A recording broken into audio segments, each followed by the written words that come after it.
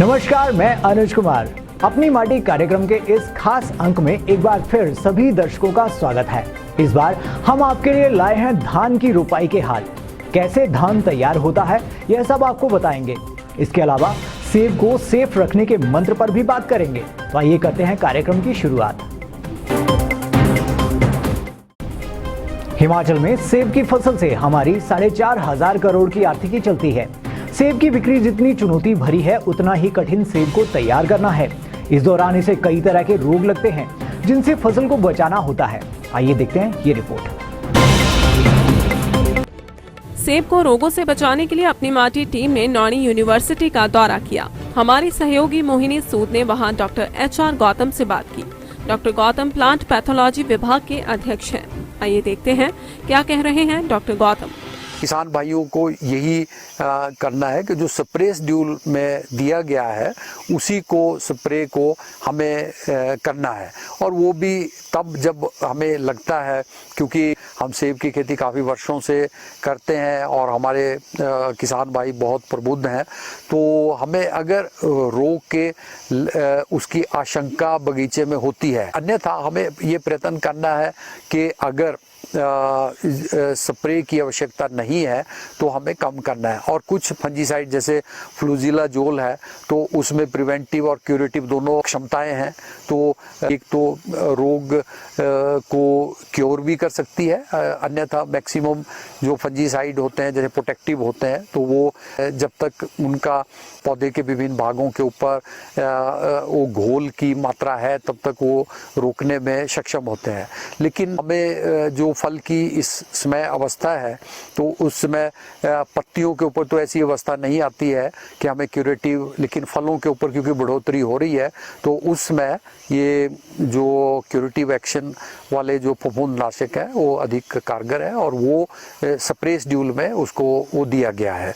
पिछले दिनों में जैसे किसान भाइयों ने एक जैसे सुई की तरह धब्बे जो हैं, सुई की तरह पिन हेड जिसको हम बोलते हैं, उसकी तरह कुछ धब्बे फल के जो वॉलनट ग्रीन जो फल की अवस्था है उसके ऊपर दिखाई दिए हैं।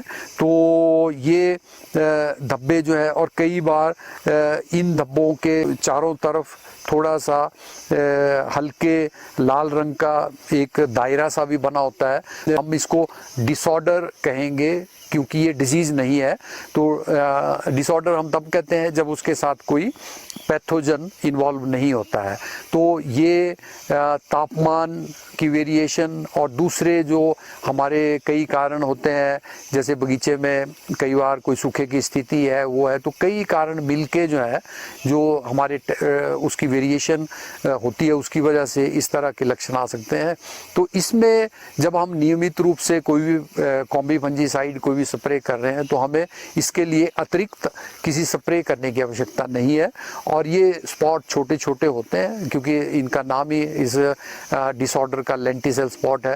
तो जैसे फल की आकार बढ़ेगा तो वो जो छोटे छोटे स्पॉट हैं वो सतह से खुद ही नीचे उसे निकल जाएंगे उसकी सतह से, और जो फल की गुणवत्ता है उसके ऊपर कोई प्रभाव जो है वो नहीं पड़ेगा। जैसे अभी हमने किसान भाइयों के लिए जून में एडवाइजरी जारी कर दी है, तो वो हमारा जो यूनिवर्सिटी का वेबसाइट होता है उस पर भी उपलब्ध होती है, और जो हमारे ये प्रिंट मीडिया है और इलेक्ट्रॉन मीडिया है, दोनों पे हम जो एडवाइजरी जिसका मैंने जिक्र किया कि जून में कौन कौन से स्प्रे इन तीनों बीमारियों के लिए होने हैं, तो उसके ऊपर हम ये एडवाइजरी डाल देते हैं। हम किसानों से अपेक्षा करते हैं कि दूसरी तरह का लिटरेचर, जैसे हमारी यूनिवर्सिटी की पैकेज एंड प्रैक्टिसेस है, वो भी किसानों के पास उपलब्ध होगी और उसको भी वो कंसल्ट कर सकते हैं। और जो स्प्रे शेड्यूल है वो स्टेट डिपार्टमेंट ऑफ हॉर्टिकल्चर का ई हॉर्टिकल्चर है उसके ऊपर भी उपलब्ध है, था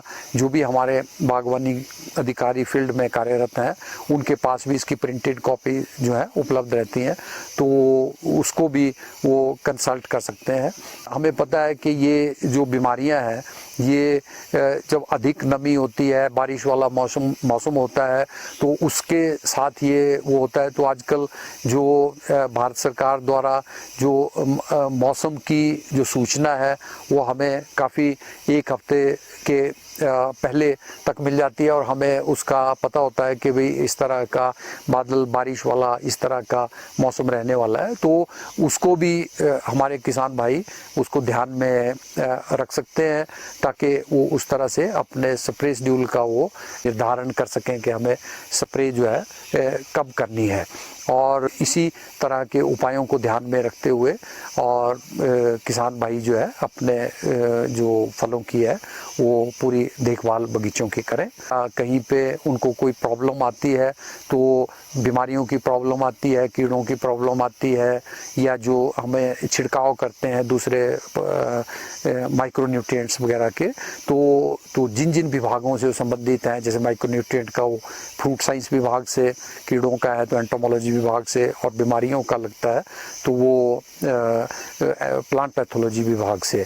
किसानों से ये आग्रह करूँगा कि वो जब भी कोई सिम्टम्स वगैरह और वो पत्तियों में देखते हैं ऐसे रोगों के, क्योंकि जो हमारे प्रमुख रोग हैं उनके तो लक्षण उनको तकरीबन याद होंगे, तो वो हमारे जो कृषि विज्ञान केंद्र हैं, जो क्षेत्रीय अनुसंधान केंद्र, तो इस तरह कहीं भी, और ऐसा नहीं है कि अगर वहाँ पे हमारे जो पालमपुर विश्वविद्यालय है उनका भी कहीं पे कृषि विज्ञान केंद्र है तो वहाँ पे भी संपर्क कर सकते हैं, क्योंकि वहाँ पे भी उसी तरह के विशेषज्ञ मौजूद होते हैं और उनकी गाइडेंस जो है। आपसे ये आशा करता हूँ कि आप जो अनुमोदित जो हमारी टेक्नोलॉजीज़ हैं उनका उपयोग करेंगे और अपनी फसल को सुरक्षित रखेंगे ताकि हम अधिक उत्पादन प्राप्त कर सकें। धन्यवाद। हिमाचल के होनहार किसानों पर पूरे देश को नाज है। वे अपनी कड़ी मेहनत के दम पर लगातार सरप्राइज करते रहे। कुछ ऐसा ही कारनामा कर दिखाया है बड़सर के एक भूतपूर्व फौजी ने। आइए देखते हैं। हमीरपुर जिला के बड़सर उपमंडल के गांव गुनहो राजपूनता में कुछ बड़ा हुआ है। 42 डिग्री तपने वाले इस इलाके को प्रदेश के गर्म एरिया में नोटिस किया जाता है। अगर कोई यहाँ सेब उगा दे तो उसे चमत्कार ही कहा जाएगा। 76 वर्षीय भूतपूर्व सैनिक ओंकार ठाकुर ने 40 से 42 डिग्री सेल्सियस तापमान होने के बावजूद भी अपने घर में सेब की फसल को कामयाब किया है। ओंकार ठाकुर ने बताया कि 4 वर्ष पहले उन्होंने बिलासपुर जिला की देओल नर्सरी से 5 सेब के पौधे लिए थे, जिनमें से 4 पौधे पूरी तरह से सफल हुए। उन्होंने बताया कि इन पौधों ने दूसरे साल छोटे छोटे सेब की फसल देना शुरू किया।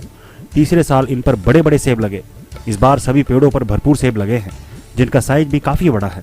वहीं ओंकार ठाकुर ने किसानों और बागवानों को संदेश देते हुए कहा कि जिन किसानों ने अपनी भूमि को बंजर छोड़ा है वे इस तरह के फली पौधे अपनी ज़मीन में लगाकर अच्छी आजीविका भी कमा सकते हैं। सेब के पौधे लगाए सर, मेरे दिल में पहले से ही बागवानी या फ्रूट वगैरह लगाने का शौक़ था, तो उसके अनुसार फिर मैंने अब ये 4 साल पहले लगाए हैं और इसकी नर्सरी में ददोल से लाया था।